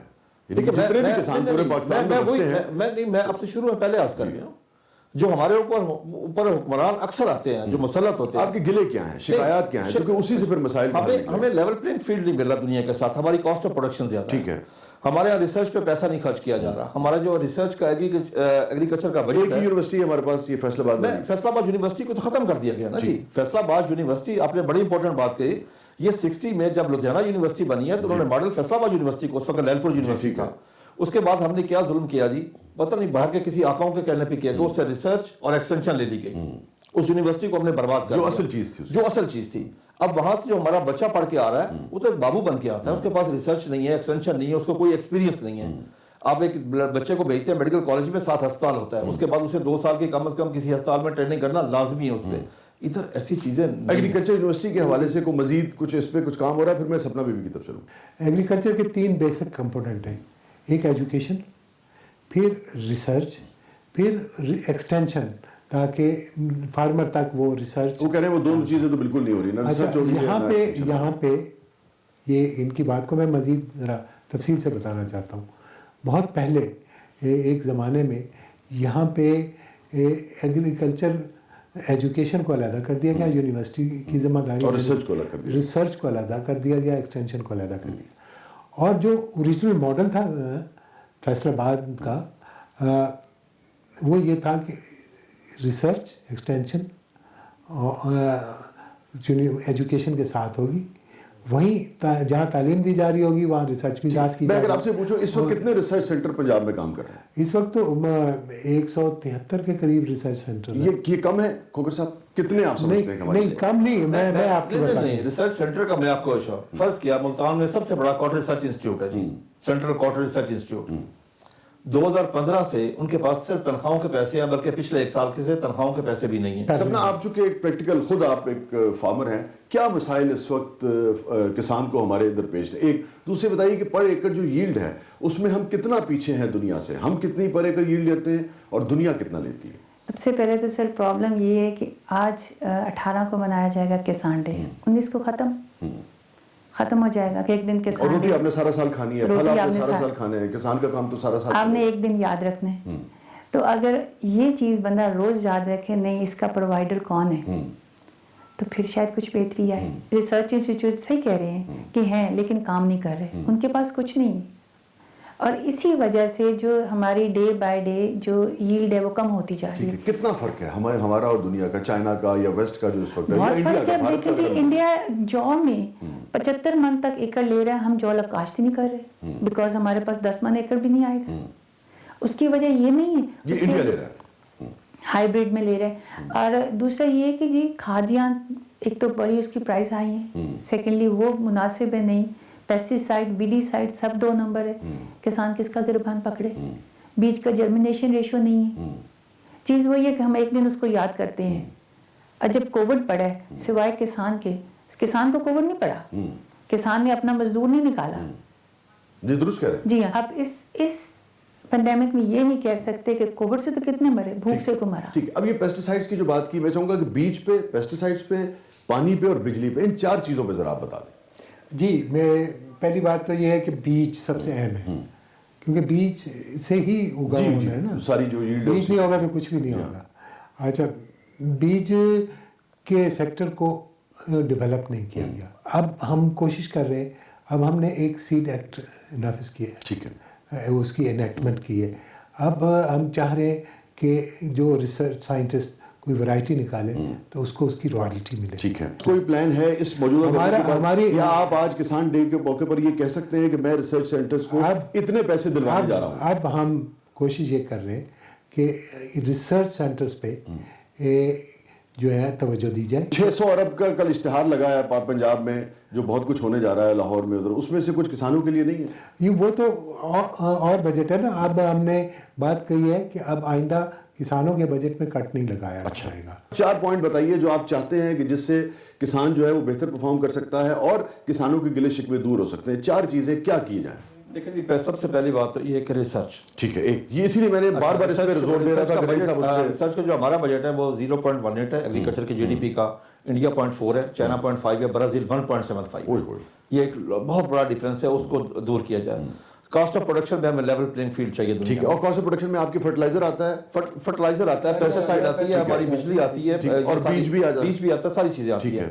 हमारे हमसे कितना आप समझते हैं ज्यादा है? सर मैं इंडिया की जो कास्ट ऑफ प्रोडक्शन है वो हमारे मुताबिक 1/3 है उनकी। अच्छा, इतना जो चीज इंडिया 30 रुपए में कर रहा है, हम 100 रुपए में जो बाहर से चीज बाहर से मंगवाई जाए, अगर वो मुल्क सब्सिडी दे रहा है काश्तकार को तो उतनी उस पर ड्यूटी लगाई जाए। ठीक है। पाकिस्तान में क्या हो रहा है? पाकिस्तान में बिल्कुल उलट है। अगर आप बाहर से चीनी मंगवाएं, उनको प्रोटेक्शन है 30% ड्यूटी है। अगर आपसे क्यों अगर बाहर से कॉटन मंगवाएं वो ड्यूटी फ्री है। इसीलिए पाकिस्तान से ड्यूटी फ्री करने से पाकिस्तान में कॉटन खत्म हो गई है। अगर सब्सिडी मिलती है तो वो टेक्सटाइल सेक्टर को मिलती है, काश्तकार के लिए अनाउंस की जाती है, काश्तकार को सब्सिडी मिलती नहीं है। लेकिन आज मैं शर्मिंदगी महसूस कर रहा हूँ कि हम ज़रूरी मुल्क होने के बावजूद हम बाहर से गंदम इंपोर्ट कर रहे हैं, कॉटन इंपोर्ट कर रहे हैं, दालें इंपोर्ट कर रहे हैं, गज़े के हम खाने पीने की हर चीज़ बाहर से इंपोर्ट कर, क्योंकि हमारी तरजीहात में ज़राअत नहीं थी, हमने ज़राअत पे इन्वेस्ट नहीं की। आपकी क्या मुतालबात है? कौन सी 4-5 चीज़ें आप समझती हैं कि गदई साहब को अपने गवर्नमेंट से, पंजाब गवर्नमेंट से करानी चाहिए, ताकि हमारा भी जो सेक्टर है, कम से कम पंजाब का जो सेक्टर है वो भारतीय पंजाब से ज़्यादा वो परफॉर्म करो? मैं इसलिए कह रहा हूँ इस वक्त चूँकि सुबह ही हमारे पास मिनिस्टर बैठे, वरना तो पूरे पाकिस्तान की बात हम करें। सर एक तो वो भारतीय पंजाब का जैसे बता रहे हैं कि जब उनकी डिमांड्स पूरी नहीं हुई, उन्होंने अपने ट्रैक्टर्स सेंटर की तरफ भिजवा दिए, तो उसमें सारे पहले गए एग्रीकल्चर जिम्मेदार लोग गए, लेकिन उनके साथ आप जैसे इन सब जैसे लोग शामिल हो गए। वो एक ऐसा कारवान बन के वहाँ चल पड़ा है कि गवर्नमेंट को और पूरी दुनिया उन पर आंखें लगाए बैठी है। सिर्फ गर्दीदी साहब या सूबाई गवर्नमेंट के करने से कुछ नहीं होगा। ये आवाज़ उठाएंगे, कल कोई और दबा देगा, कोई और उठाएगा। जब तक ये पूरा मुल्क हमें नहीं मानेगा कि किसान भी कोई चीज़ हैं, जिस दिन हमें भी माना जाएगा कि हम भी एक इंडस्ट्री हैं, तो नेचुरली जब इंडस्ट्री देंगे उसके दूसरी इंडस्ट्री को जैसे अब रिलीफ दे रहे हैं, बेनिफिट दे रहे हैं, वैसे चीनी का सेक्टर है, दीगर सेक्टर्स को जब सब्सिडी दी जाती है तो वो आपको पहुंचती नहीं है आप तक, उसके लिए बाकायदा निजाम जो है, क्योंकि हुक्म साहब यही आपने बताया। पेस्टिसाइड्स की जो बात है, जब पेस्टिसाइड्स आप इस्तेमाल करते हैं तो आपके अस्पताल भी भरना शुरू हो जाते हैं, उसके लिए क्या आप कर रहे हैं?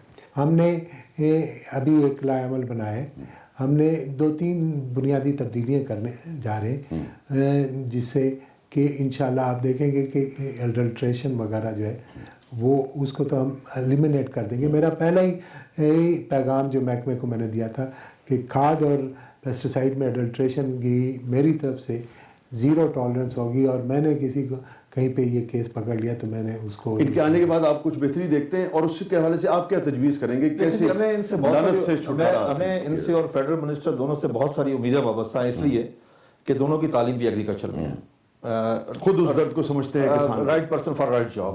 मैं ये समझता हूँ। आज हम देखें कि हम तकरीबन अपना 40% अपना फ्रूट तय करते हैं, शाम को जी बिल्कुल, हम अपने 40 से 50% अपनी वेजिटेबल हम ज़ाय करते हैं, शाम के वक्त वो बासी अगले दिन इस्तेमाल, जबकि दुनिया में अब सऊदीया में फर्ज किया चला जाए, सारे बाहर से आ रहा है, बाहर से यूएई में सारा बाहर 2,000 किलोमीटर से बाहर, 10,000 किलोमीटर से आता है, क्योंकि उन्होंने उसको सेव किया होता है, उसको बकायदा उन्होंने प्लांट लगाए हुए हैं जहाँ पे उनको ठंडा करके। उनसे क्या मुतालबात? अच्छा, ये हम बिल्कुल हुकूमत इस तरफ जाए, वैल्यू एडिशन की तरफ जाए। और आज देखें कि बांग्लादेश की अगर एक्सपोर्ट हमसे क्यों ज्यादा है, क्योंकि उनकी फर्स्ट क्लास टेक्सटाइल में हमसे 4 गुना वैल्यू एडिशन ज्यादा है। कॉटन जो है जी 4 गुना, वहाँ पे एक पौधा कॉटन का पैदा नहीं होता जी, हमारी यहाँ पे वैल्यू एडिशन नहीं है। वैल्यू एडिशन के हवाले से सपना आप कुछ कहना चाहें? बस 30 जी बिल्कुल, जैसे कितनी इसकी अहमियत है? बहुत अहमियत है सर। अगर इसको एसोसिएशन बनाई जाए और इसमें किसान को भी शामिल किया जाए, जैसे कहते हैं सरगोदा में, मैंने अपने इलाके में देखा दुनिया बदल गई वहाँ। जी हाँ सर, आखिरी सवाल, ये जो CPEC का जो अगला मरला आ रहा है उसमें पंजाब किस तरीके से अपना मैक्सिमम हिस्सा जो है वो ले सकता है? मैं पंजाब की बात इसलिए कर रहा हूँ चूंकि आप पंजाब के फूड मिनिस्टर हैं, अदरवाइज पूरे पाकिस्तान को अपना हिस्सा कैसे उसमें लेना चाहिए? जी ये पंजाब, और किसानों के खदशात भी जो उठ रहे हैं उनको भी दूर करना चाहिए। ये भी ये एक खुशी की बात यह है कि CPEC का ये जो मरहला आ रहा है ना नेक्स्ट, और इसमें उन्होंने जो एग्रीकल्चर की बात कर रहे हैं ना चाइना वाले, तो चाइना वाले भी पंजाब से स्टार्ट लेना चाह रहे हैं, उनका अपनी प्रायोरिटी में पंजाब ऐसे ही, और उसका हम भरपूर फ़ायदा उठाना चाह रहे हैं। बहुत बहुत शुक्रिया, बहुत शुक्रिया, बहुत बहुत शुक्रिया कोक साहब, बहुत बहुत शुक्रिया सपना। वह तो है तो बहुत ही संजीदा मौजू, मगर एक मुझे रोमानवी शेर याद आ गया, उससे आपको मेरी जो किसान से और फसलों से मोहब्बत का, ज़मीन से मोहब्बत का अंदाज़ा होगा कि फिर तुम्हें रोज़ संवारें तुम्हें बढ़ता देखें। यही करता है ना किसान, फिर तुम्हें रोज़ संवारें तुम्हें बढ़ता देखें, क्यों ना आंगन में चंबेली सा लगा लें तुमको। माशाल्लाह, शुक्रिया, इजाज़त दीजिए। Welcome back to Expresso. और अब थोड़ी सी अच्छी बात भी होगी और थोड़ी सी दुखी बात भी होगी। अच्छी बात यह है कि आज पहला T20 मैच खेला जाएगा पाकिस्तान और न्यूजीलैंड के दरमियान, और इस हवाले से हम आपको अपडेट करते रहेंगे। कई मुश्किलात के बाद पाकिस्तान और न्यूजीलैंड के दरमियान जो आज मैच है वो स्टार्ट होगा और बाबर आजम की अदम मौजूदगी में शादाब खान जो है इस टीम की कैप्टनसी के जो पहली बार इंटरनेशनल टीम की जो ये सबसे बैड न्यूज ये है कि Babar Azam is not playing. अच्छा, आपने वैसे बात दी, एक बात मैं बता दूं देखने वालों को कि हम जो फार्मर्स डे उस पर हम बात कर रहे थे, इस जानिब हम दोबारा भी जाएंगे। We have something special regarding kitchen gardening, लेकिन हमने बीच में थोड़ा सा स्पोर्ट्स का एंगल इसलिए लिया क्योंकि यहाँ भी जरा ग्रीन फील्ड है, पाकिस्तान टीम प्रैक्टिस करती रही है और जैसा कि मैंने अरमला आपको बताया, आपके दुख का नुक्ता तो ये है कि मोहम्मद आमिर नहीं और मेरे दुख का नुक्ता ये है कि बाबर आजम इज नॉट। हाँ एग्जैक्टली, और इस हवाले से हम बात करते हैं।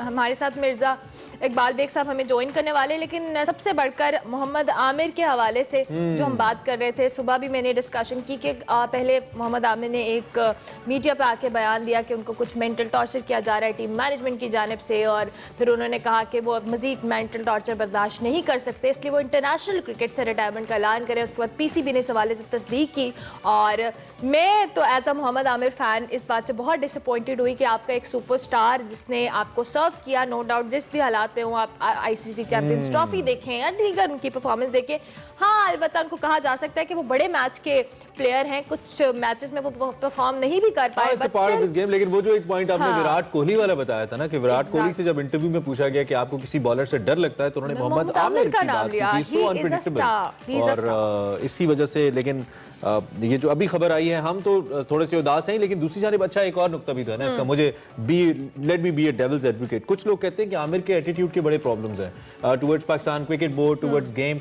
तो शायद एक ये भी वजह है कि क्रिकेट बोर्ड, मेरे ख्याल से इमरान हर दौर में कोई ना कोई ऐसा प्लेयर आया है जिसके कोई ना कोई एटीट्यूड प्रॉब्लम्स रहे हैं। लेकिन बात करेंगे, मिर्जा इकबाल बेग हमारे साथ मौजूद है। मिर्जा साहब, मैं तो बहुत दुखी हूँ, आप बताएं आपका क्या रिएक्शन है मोहम्मद आमिर के इस फैसले से? मेरे ख्याल से जितने भी उनके फैंस हैं वो कुछ इतने खुश नहीं है।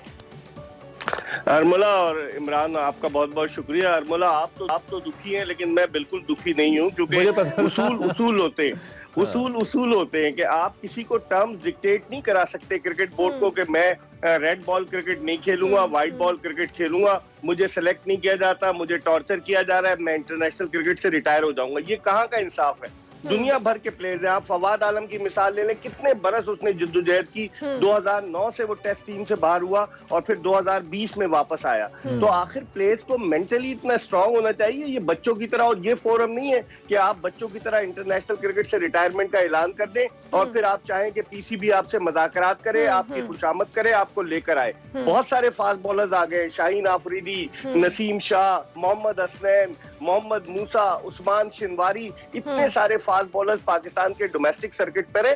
कोई चीज किसी के लिए भी नागुज़ीर नहीं होती, जमाना चलता रहता है। आप ये कहें कि प्रिंसिपल तो है, लेकिन मिर्जा साहब एक पॉइंट ये भी तो है ना कि ठीक है, आपके पॉइंट भी आप अपने मुताबिक सही कह रहे हैं कि रूल्स एंड रेगुलेशंस और टर्म्स एंड कंडीशंस होती हैं, बट स्टिल अगर उनका इस तरह सा फैसला, तो कोई चांसेस हैं कि पीसीबी कोई रिक्वेस्ट या कोई भी मुज़ाकरात वाला एक सीन और ये अपना इंटरनेशनल, क्योंकि जाहिर है इंटरनेशनल फोरम पे तो उन्होंने हमें कई बार रिप्रेजेंट किया, बहुत बेहतरीन अंदाज में किया है। क्रिकेट एक बहुत स्टार से महरूम तो होने वाला है।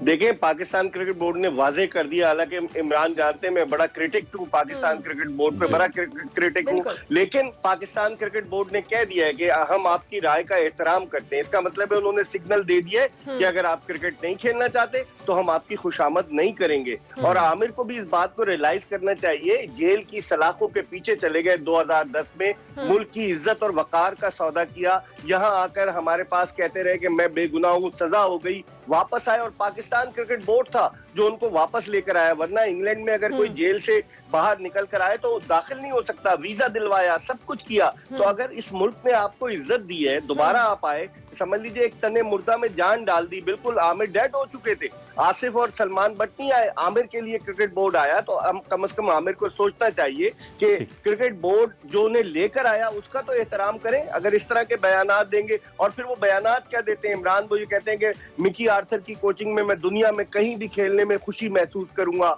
वो कुछ कहते हैं वकार यूनुस और मिसबा के खिलाफ बातें करते हैं। आप इस फोरम पे नहीं बात कर सकते, आप पाकिस्तान क्रिकेट बोर्ड के चेयरमैन चीफ एग्जीक्यूटिव के साथ बैठे, उनसे बात करते, लेकिन आप इस तरह से कह रहे हैं तो ये तो बड़ी ज्यादती है। अच्छा चलें, थोड़ा सा आपको काम डाउन करते हैं। सॉरी, थोड़ा सा हमने भी टॉस भी शायद आ जाए तो उस जाने भी जाना है। आज के मैच में जरा जल्दी से कमेंट करें, कुछ पूछने की ऐसा जरूरत नहीं है, जरा हमारे सामने पिक्चर रखें। How you see today's contest?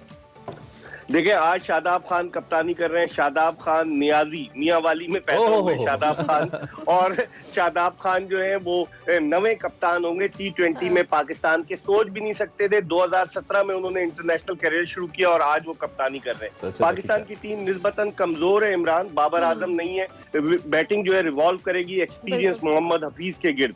और दूसरी तरफ न्यूजीलैंड को डिसएडवांटेज है, केन विलियमसन नहीं है, उसके रॉस टेलर को ड्रॉप कर दिया है, ट्रेंट बोल्ट नहीं है, टीम साउदी नहीं है, तो उनकी टीम भी कमजोर है।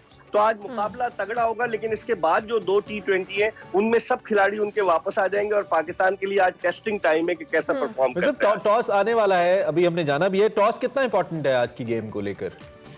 देखिए इमरान, ये जो ईडन पार्क ऑकलैंड का ग्राउंड जो है बहुत छोटा है, तो इसमें अगर टॉस जीतकर कोई टीम पहले बैटिंग करती है, छक्के चौके लगते हैं। आपको याद होगा 1992 के वर्ल्ड कप का सेमीफाइनल, जब मोइन खान ने छक्का लगा दिया था, इंजमामुल हक ने बैटिंग की थी, पाकिस्तान ने न्यूजीलैंड को हराया था। तो ये ग्राउंड छोटा है, अगर टॉस जीतकर जो भी टीम पहले बैटिंग करके एक बड़ा टारगेट सेट करती है तो मुखालिफ टीम के लिए मुश्किल होगी, वो अंडर प्रेशर होंगे साइकोलॉजिकली। ठीक हो गया। अच्छा मिर्जा साहब, आज चूंकि हमने बात करी T20 पहला मैच है, ऑब्वियसली पहले जो सिचुएशन रही, जिस तरह से प्रेशर आ टीम के ऊपर, अब क्या प्लेयर्स मेंटली तौर पर रिलैक्स हैं? क्योंकि क्वारंटीन वाला एक मामला था, फिर उसके बाद इनको जो प्रैक्टिस या जो भी इनकी वो चले इंजरीज वाले मामले हुए, उस वजह से थोड़ी, आपने पहले भी हमने डिस्कस किया था कि टीम थोड़ी उनका जो कॉन्फिडेंस लेवल है या उस तरह से नहीं मेंटेन हुआ, बिल्कुल अंडर स्ट्रेस रही है। तो क्या लगता है कि मेंटली रिलैक्स होकर आज की गेम पे फोकस कर पाएंगे ये लोग? देखिए अरमला, ये तो प्रोफेशनल क्रिकेटर्स हैं, मानते हैं कि इनके साथ बहुत बुरा हुआ कि क्वारंटीन में रहे, प्रैक्टिस नहीं सही हो सकी। क्वींस टाउन के बारे में लोग कहते हैं कि क्वींस टाउन ऐसी जगह, खूबसूरत जगह है, लेकिन फैसिलिटीज के एतबार से क्रिकेट की इतनी अच्छी नहीं है। लेकिन इन तमाम चीजों से निकल कर आना होगा। वही असल क्रिकेटर होता है, वही असल खिलाड़ी होता है जो तमाम दबाव से निकल कर बाहर आए और अच्छा परफॉर्म करे। तो it definitely it will be a challenging task. Real test you are saying. Mirza साहब, आप बखूबी वाकिफ हैं, मुझे पता है, यू आर माशाल्लाह वेरी वेल कनेक्टेड। टीम के बैकएंड पे जो मामलात चल रहे हैं मैनेजमेंट को लेकर, वो हौसला अफजा नहीं है, चाहे वो सिलेक्टर्स के मामलात हैं या टीम के अपने प्लेयर्स के बीच में कोच और टीम के रिलेशनशिप है, इसको लेकर कुछ ना कुछ प्रॉब्लम्स हैं। We don't want to be that critical कि हम बात करें और टीम का अगर कोई बंदा देखे और उसका मोरल डाउन हो, लेकिन टेक्निकली स्पीकिंग ये टीम की परफॉर्मेंस को कितना मुतासिर कर सकता है? बड़ा इंपॉर्टेंट विजिट है हमारा न्यूजीलैंड का। इमरान, आपने बिल्कुल सही कहा, टीम एक फैमिली की तरह होती है और उसमें सबके दरमियान अगर कॉम्बिनेशन नहीं होगा, सबके दरमियान इत्तेहाद नहीं होगा, तो टीम की कारकर्दगी पर असर पड़ता है। और कुछ फेवरेट्स होते हैं टीम मैनेजमेंट के, कुछ फेवरेट्स नहीं होते, लेकिन इन तमाम चीज़ों को भुलाकर अब हमें परफॉर्म करना होगा। मिसबाह-उल हक के लिए एक बहुत बड़ा चैलेंज है इमरान, क्योंकि उनसे बैटिंग का जो कंसल्टेंट का ओहदा वापस ले लिया गया, उनसे चीफ सेलेक्टर का ओहदा वापस ले लिया गया, अब वो हेड कोच है। अगर खुदा न खास्ता नतायज बरक्स आते हैं तो मिसबाह-उल हक भी अंडर स्क्रूटनी है और मिसबाह-उल हक के लिए भी मुश्किल हो सकती है। कल तक वो ब्लू आइड थे पाकिस्तान क्रिकेट बोर्ड के, हम सब शोर मचा रहे थे कि एक आदमी को 3 कैप पहना दिए, आज वो थोड़ा सा हॉट वाटर में है। अब देखते हैं कि उनकी टीम कैसा स्लोली चीजें वापस। और मुख्तसर न्यूजीलैंड की टीम का एनालिसिस भी हमारे सामने रखी है। वैसे तो आपने Williamson, Tim Southee players, quickly जरा न्यूजीलैंड के बारे में हमें बताइए, रीसेंट ट्रैक रिकॉर्ड को देखते हुए, हाउ यू सी? देखिए, न्यूजीलैंड ने अभी वेस्ट इंडीज की टीम को T20 सीरीज भी हराई, टेस्ट सीरीज भी हराई, और वो अपने यंगस्टर्स को चांस दे रहे हैं। इस टीम में उनके काफी यंगस्टर्स हैं। मिचेल सेंटनर जो कप्तानी कर रहे हैं केन विलियमसन की जगह पर, तो उनकी टीम में यंगस्टर्स ज्यादा हैं, जो मुझे लगता है कि वो उनके लिए भी एक अपनी जगह बनाने का मौका है। तो वो किसी खौफ और खतर से बालातर होकर परफॉर्म करेंगे ताकि टीम में जगह बना सके, क्योंकि 3-4 प्लेयर जब वापस आ जाएंगे तो मुश्किल हो जाएगी। लेकिन न्यूजीलैंड का कॉम्बिनेशन मुझे बेहतर नजर आता है। ठीक हो गया, बहुत शुक्रिया मिर्जा साहब कि आप सुबह में ज्वाइन किया। और अभी हम कुछ देर में टॉस के हवाले से भी आपको अपडेट करेंगे। और टॉस पे हम लाइव जा रहे हैं, इस वक्त टॉस शायद होने जा रहा है। जी, आज के शो में हम बात कर रहे हैं किसानों के दिन के हवाले से, तो थोड़ा सा जिक्र हम भारतीय किसानों का भी करेंगे। तो मोदी सरकार ने सितंबर के तीसरे हफ्ते में नाम निहाद ज़रई इस्लाहात के नाम पर ज़बरदस्ती 3 कानून मंजूर किए हैं, जिसमें ज़रई अजनास की फ़रोख्त हो, इनकी कीमतों का तयन हो और इन्हें ज़ख़ीरा करने के हवाले से जो तरमीम शामिल हैं। इन मुतनाज़ ज़रई इस्लाहात में पूरे भारत में शदीद एहतजाजी मुजाहरों का सिलसिला जारी है। हुकूमत और किसानों के दरमियान मुज़ाकरात के 5 दौर नाकाम हो चुके हैं। ट्रेनें और हाईवेज़ को बंद कर दिया गया है। दारुल हुकूमत नई दिल्ली की बात की जाए तो वहां जाने वाले तमाम रास्तों पर किसान धरना दे रहे हैं। इस एहतजाज ने भारत को हिला कर रख दिया है। मोदी सरकार मुजाहिरीन को रोकने के लिए लाठीचार्ज, शेलिंग और वाटर कैनन समेत मुख्तलिफ हरबे इस्तेमाल कर रही है। थोड़ा सा अगर इन कवानीन की डिटेल्स के हवाले से बात की जाए तो 3 इसके बुनियादी तौर पर हिस्से हैं, जिसमें पहला कानून ज़री पैदावार, तिजारत और कॉमर्स के हवाले से है, दूसरा ज़रूरी अशिया की तरमीम के हवाले से है, जबकि तीसरा किसान ज़री कानून है। इन डिटेल्स ये कि 55 साल से ये कानून है कि किसान अपनी पैदावार 7,000 से ज़ायद जो सरकारी मंडियां हैं उसमें जाके फ़रोख्त करते हैं और सरकार उनकी कीमतों का मिनिमम एक प्राइस का तयन करती है और उस पर सरकार उनसे कीमतें खरीदती है, गंदम खरीदती है। लेकिन अब ये फैसला किया गया है कि जो मुख्तलिफ निजी कंपनियां हैं, कॉर्पोरेट कंपनियां हैं, वो डायरेक्टली किसानों से खरीदेंगी, जिसका सबसे बड़ा नुकसान ये होने जा रहा है कि उन बड़ी कंपनियों की मोनोपोली होने वाली है और छोटा किसान इसमें पिस के रह जाएगा। आरटी सिस्टम जो है या एजेंट सिस्टम अरमला उसको खत्म किया जा रहा है और इसमें एक बहुत बड़ी तादाद उन एजेंट्स या आड़तियों की है जो कि वाबस्ता है इस कारोबार से, जो गंदम खरीद के आगे फरोख्त करते हैं और अपना कमीशन रखते हैं। मिडिलमैन की जो हैसियत है वो खत्म हो जाएगी। इसका कुछ नुकसान भी है, लेकिन मेनली जो छोटा किसान है वो ये कहता है कि हमारा जो आड़ती है वो हमारे लिए एक एटीएम के तौर पे काम करता है। हमारी बच्चियों की शादियां हों, हमारी जरूरियात जिंदगी हों, हम उनसे पैसे कर्ज ले लेते हैं और बाद में उन्हें अनाज दे देते हैं, तो ये सिलसिला भी खत्म होता होने नजर आता है। हमारा सर्वाइवल नहीं हो पाएगा। और जो मोस्ट इंपॉर्टेंट चीज है इसके अंदर वो ये कह रहे हैं कि हमारी डिपेंडेंस सरकार के बजाय निजी कंपनियों पर हो जाएगी, छोटा किसान दब जाएगा और बड़ी कंपनियां उनका इस्तेहसाल करेंगी। इस वक्त किसान ये कह रहे हैं कि हम 6 माह का राशन लेकर मुख्तलिफ सड़कों पे हाईवेज पे बैठे हुए हैं, जैसा कि हम अरमला दिखा भी रहे हैं लोगों को, तो ये बहुत ज्यादा क्रिटिकल मोदी के लिए होने वाला है। एग्जैक्टली, और ये अभी टफ टाइम मिल रहा है मोदी सरकार को, क्योंकि जिस हिसाब से ये एहतजाज जारी है और जिस हिसाब से हुकूमत को टफ टाइम मिल रहा है, अगर इसका कोई सोल्यूशन ना निकला तो मेरे ख्याल से ये बहुत सिचुएशन वर्स्ट होती चली जाएगी। तशद्दुद किया जा रहा है। एग्जैक्टली, वाटर कैनन, शेलिंग और लाठीचार्ज समेत मुख्तलिफ हरबे इस्तेमाल किए जा रहे हैं कि किसानों को वहाँ से हटाया जाए। जो उनके मुतालबात हैं एक तरह से बिल्कुल वो जस्टिफाइड नहीं है, क्योंकि जो एक सिस्टम होता है जो हम भी यहाँ पर जिस सिस्टम के तहत चलते हैं, लेकिन अगर हम पाकिस्तान की स्पेसिफिकली बात करें, खुदा ना खास्ता अगर एक ऐसा सिस्टम आया, सलूक हुआ किसान के साथ, तो जो किसान ने काम करना छोड़ दिया, हमारे यहाँ जो बेसिकली बहरान होगा वो शायद ज़रूरियात का होगा। जो चीज़ें पाकिस्तान एक्सपोर्ट करता है उससे दुनिया को कितना बड़ा नुकसान होगा। इसलिए हमें किसानों को ज़्यादा से ज़्यादा फैसिलिटेट करने की ज़रूरत है, क्योंकि यही वो मौका होता है जब किसानों के हवाले से आगाही भी देते हैं। और दूसरी जानिब अगर मोदी की बात करते हैं, मोदी बेसिकली एग्रीकल्चर को अगर हम एक जुमले की बात करें तो प्राइवेटाइज करना चाह रहे हैं। तो प्राइवेटाइज करने के चक्कर में चूंकि उनकी दोस्तियां हैं, टाटा हो या अंबानीज हो, ये उनके दोस्त हैं, ये बेसिकली हिंदुत्व को भी सपोर्ट करने वाले हैं, इनकी बड़ी फंडिंग्स है बीजेपी के अंदर, तो उस सारी सिनेरियो को लेकर मोदी उनको फायदा पहुंचाना चाह रहे हैं, लेकिन नुकसान कर रहे हैं तकरीबन 70% उन किसानों का जिनकी जिंदगी इस पर डिपेंड करती हैं, और जो खते गुर्बत से नॉर्मली नीचे रहने वाले लोग हैं, अपनी जरूरियात जिंदगी पूरी करने वाले। तो इससे पूरे भारत के अंदर एक भूचाल तो आ ही चुका है। और अब किसानों के ऊपर इल्जाम लगाया जाता है कि वो खालिस्तान की बात कर रहे हैं, वो कहते हैं कि हम अपना हक मांग रहे हैं। लेकिन दूसरी जानिब सोशल मीडिया इस बात को, और न सिर्फ सोशल मीडिया बल्कि इंटरनेशनल मीडिया भी इस बात को लिख रहा है कि अगर मोदी साहब ने मुज़ाकरात ना किए, इस सूरत हाल को कंट्रोल ना किया, तो ये शायद उनकी करियर का, पॉलिटिकल करियर का सबसे बड़ा डिजास्टर होगा जो मोदी इस वक्त कर रहे हैं, और ब्लंडर होगा। इस पर अब बात करते रहेंगे। We stand with all the farmers, चाहे वो बॉर्डर के इस तरफ है या उस तरफ है, हम उनके राइट्स के लिए खड़े होंगे, क्योंकि वो हमारे बेसिक जरूरियात को पूरा करने के लिए काम करते हैं। सो मोदी साहब को सोचना चाहिए इसके ऊपर। आगे बढ़ते हैं, और हम चूंकि हुकूमत की बात करें तो हुकूमत को चाहिए खासतौर पे पाकिस्तान के अंदर कि वो किसान को मजबूत करे। किसान मजबूत होगा तो पाकिस्तान मजबूत होगा। एग्जैक्टली, ज्यादा से ज्यादा सहूलियत फराम की जाए और जितने इनके मसाले उनको हल किया जाए। अच्छा जी, चूंकि फार्मिंग एग्रीकल्चर की बात हो रही है, तो इमरान आपने कभी किचन गार्डनिंग को एक्सपीरियंस किया है? मेरी अम्मी करती रही है। नॉर्मली आपको पता है अम्मियों का ये शौक होता है कि घर में आप पुदीना, धनिया, हरी मिर्च, लीमू, इस तरह की चीजें। लेकिन अब ये बाकायदा तौर पर घरों में एक ट्रेंड बन चुका है, लोग अपने लॉन्स में, अपने घरों के बाहर जो गैलरीज हैं उसके अंदर किचन गार्डनिंग करते हैं। इस हवाले से, किचन गार्डनिंग के हवाले से वकार अहमद मलिक आज हमें कुछ बहुत इंटरेस्टिंग बताने वाले, तो देखते हैं बेसिकली किचन गार्डनिंग जिनको नहीं पता क्या है और क्या बताने वाले हैं। रोजमर्रा इस्तेमाल होने वाली सब्जियों में सब्ज मिर्च और धनिया, पुदीना वगैरह तो लाजिम है।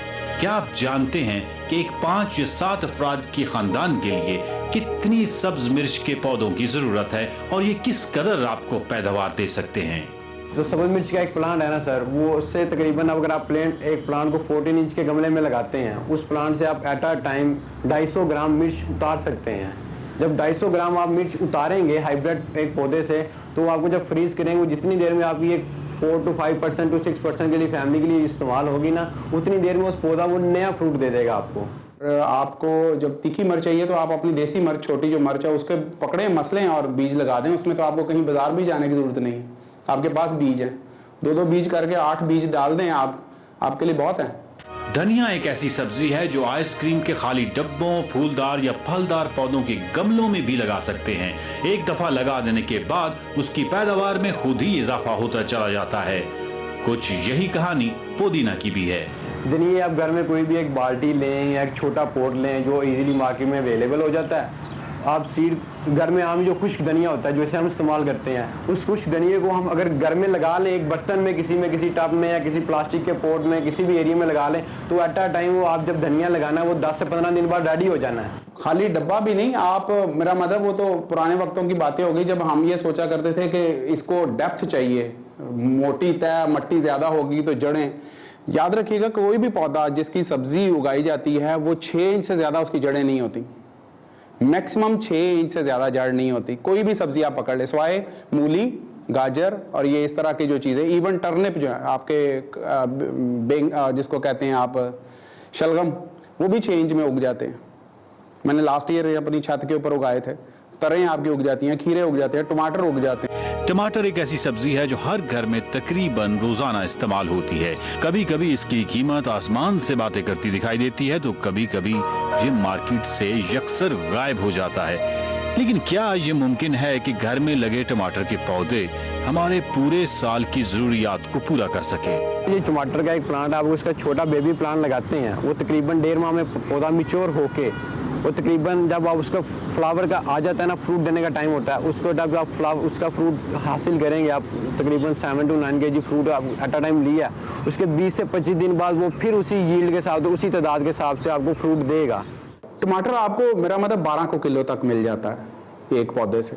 और अगर आपके पास बीफ टमाटो किस्म के ऊपर फ़र्क पड़ता है, हम लोग वो बीफ टमाटोज के ऊपर ज़्यादा नहीं, बंचेस यूँ करते हैं, 5-5, 6-6 के यूँ बंच होते हैं और वो तो इवन 20 से 25 किलो तक चले जाते हैं। लास्ट ईयर मैंने नवंबर में मेरा जो है फ्रूट पे आ गया था और बाकायदगी से ये मेरा ख्याल है कोई होंगे 25-30 दाने हैं और ये बेल वाला टमाटर है, चेरी टमाटो से थोड़ा बड़ा टमाटर है।